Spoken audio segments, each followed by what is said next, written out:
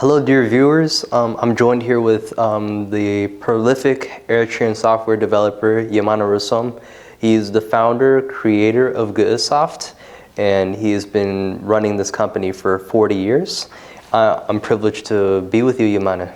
Thank you.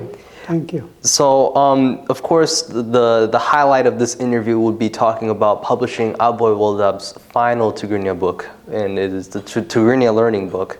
So one of the questions that I would like to ask is, could you share the story of how you first came across the manuscript of Aboy Woldeab Woldemariam, and how did Aboy Woldeab Woldemariam delegate that responsibility to you to publish the book?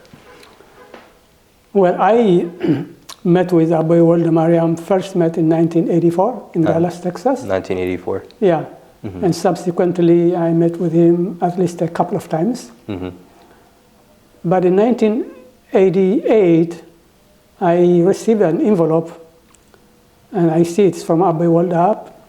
When I opened it, it is a handwritten manuscript written by Aboy Woldab with instructions. It says to Yemane Russom to design this as a book.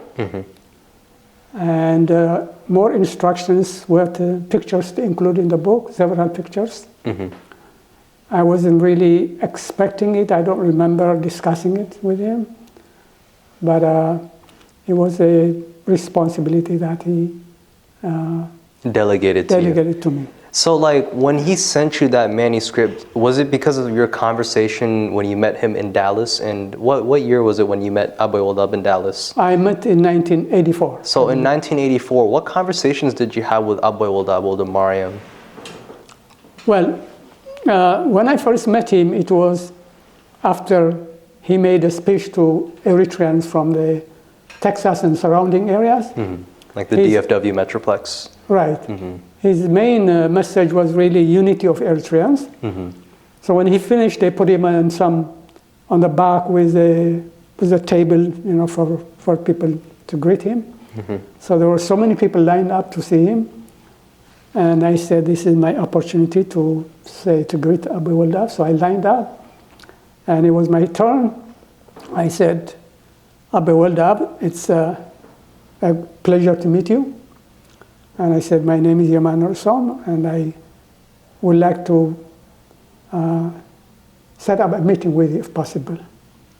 And he looked at me and said, "Are you Yemane Russom who invented the Tigrinya software?" So he knew you. Somehow he knew me, and it was a surprise. Wow.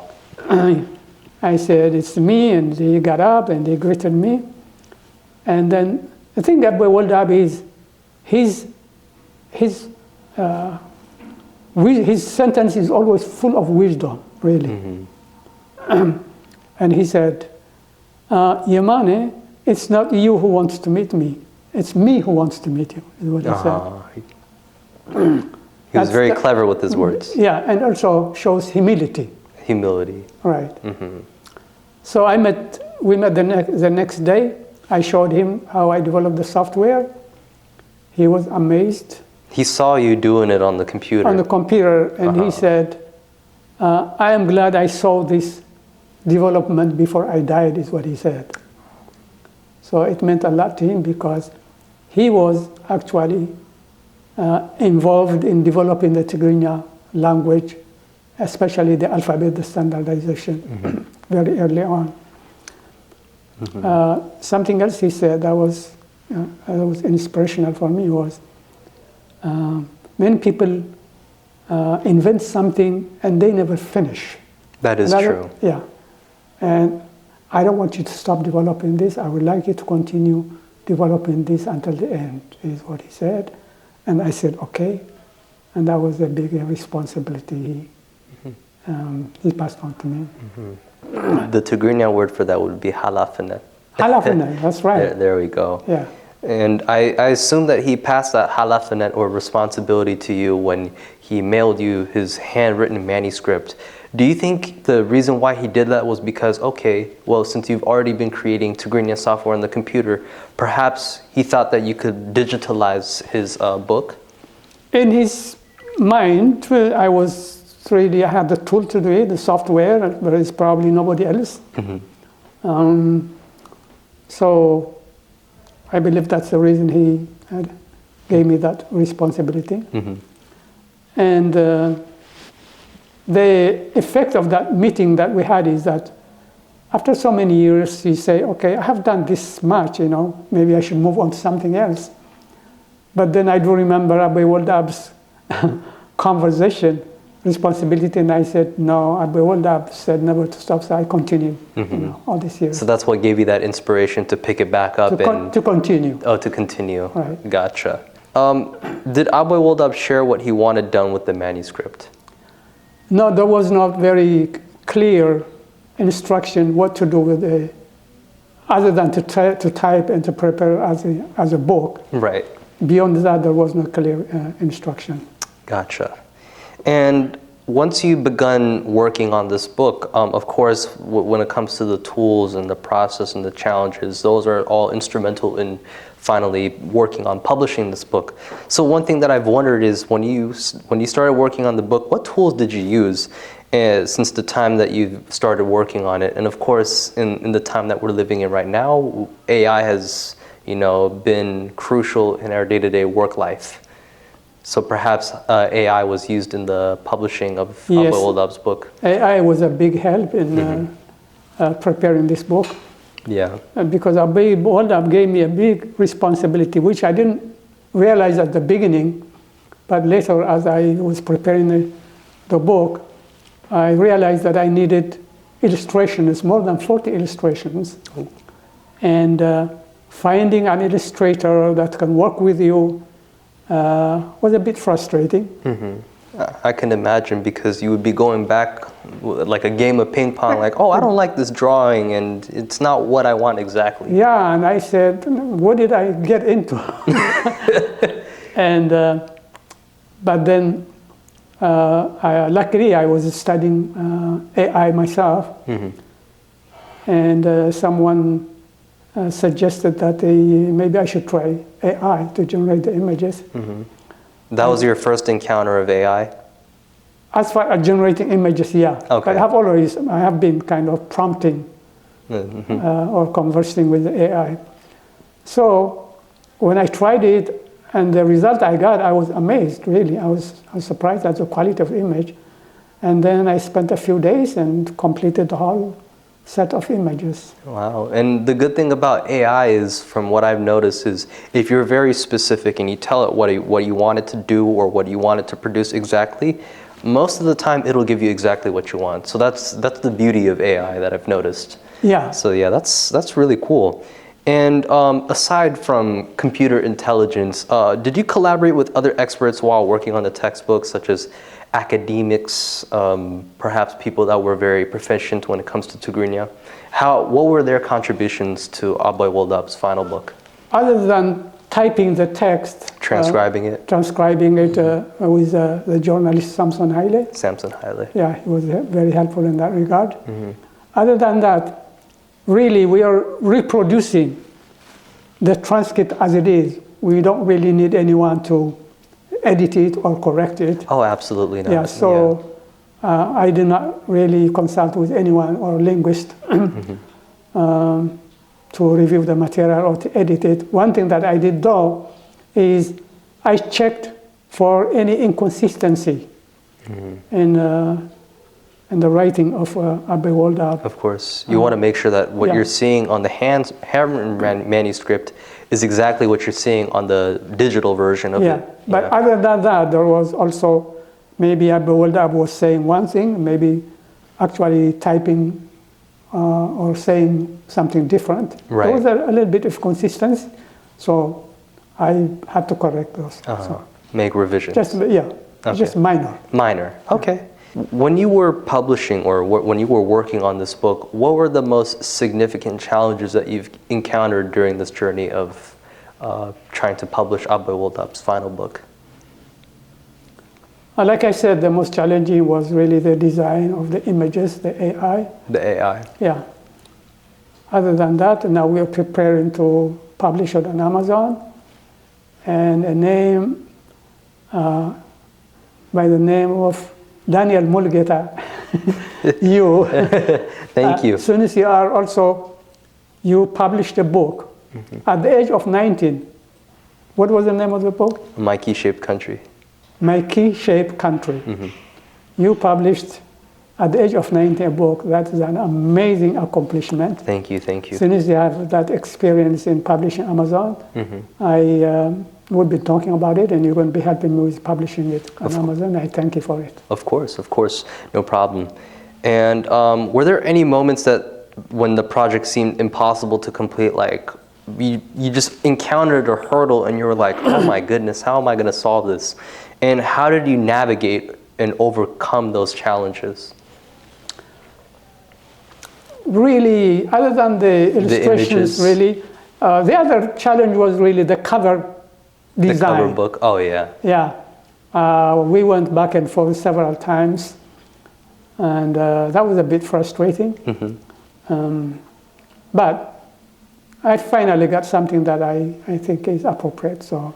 Gotcha. Yeah. And when Woldeab Woldemariam, I'm going to circle back to, you know, when Woldeab Woldemariam sent you his manuscript in the envelope. He just provided you with the manuscript only. Did he give you any specific instructions, perchance, or?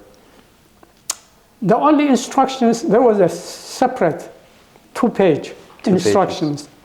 And that has to do mostly with, on this letter, put this image. On this letter, put this image. That's about it, and it says at the top to Yemane Russom to produce it using computer, something like that. Okay, well then. What does the Woldeab Woldemariam book mean to you personally, and why do you think it's important for Eritrean heritage, and of course when it comes to Eritrean education for the people inside the country, and of course the people abroad, like people like me, for instance, who wants to learn Tigrinya and speak and read and write the language at a proficient level?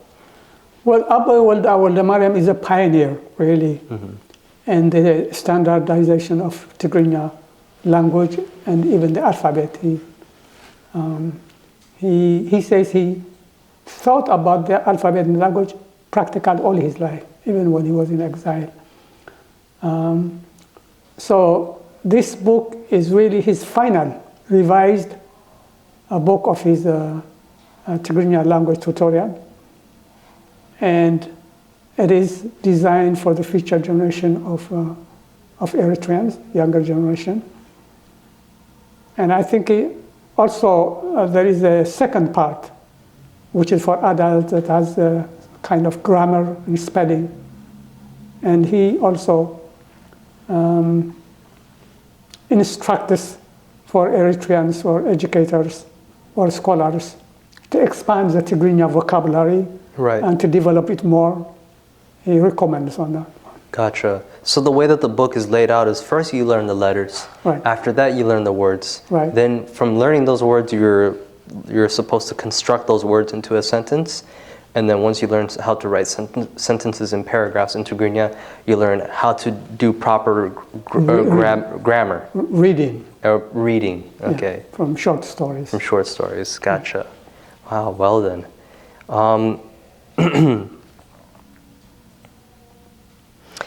How do you hope this book will impact the Eritrean community in the diaspora, and as well as the future generations of Eritreans inside the country and abroad?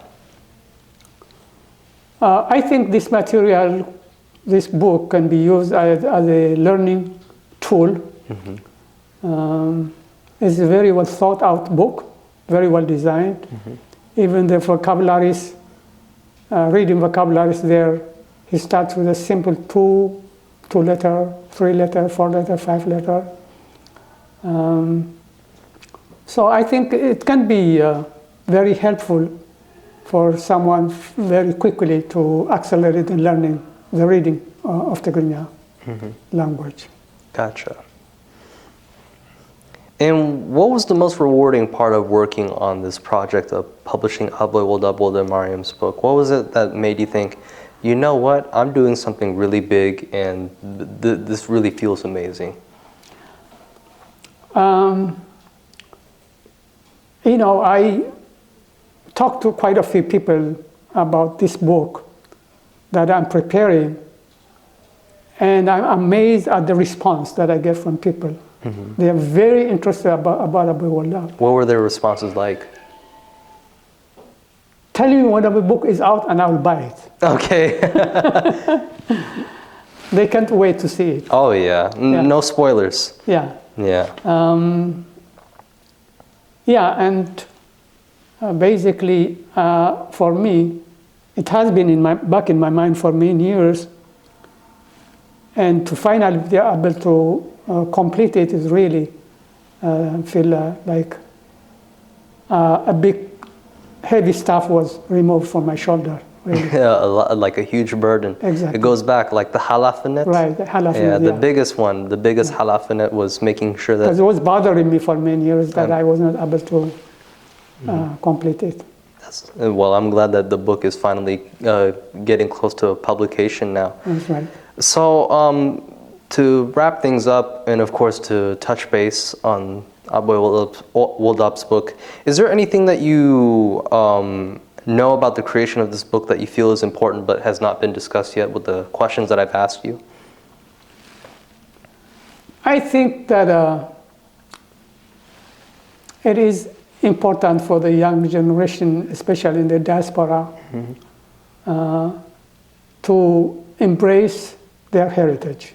Of course. To learn Tigrinya, to speak, also to read. I think it's part of their identity, of who they are. We are the only country, including Ethiopia, who have this alphabet. A very beautiful alphabet. Unique alphabet. And it's also very simple to me. It's a very simple. And we need to use technology, to leverage technology to make it very easy for Eritreans in diaspora to easily learn the alphabet. Absolutely, especially with this advent of AI in the time that we're living in right now.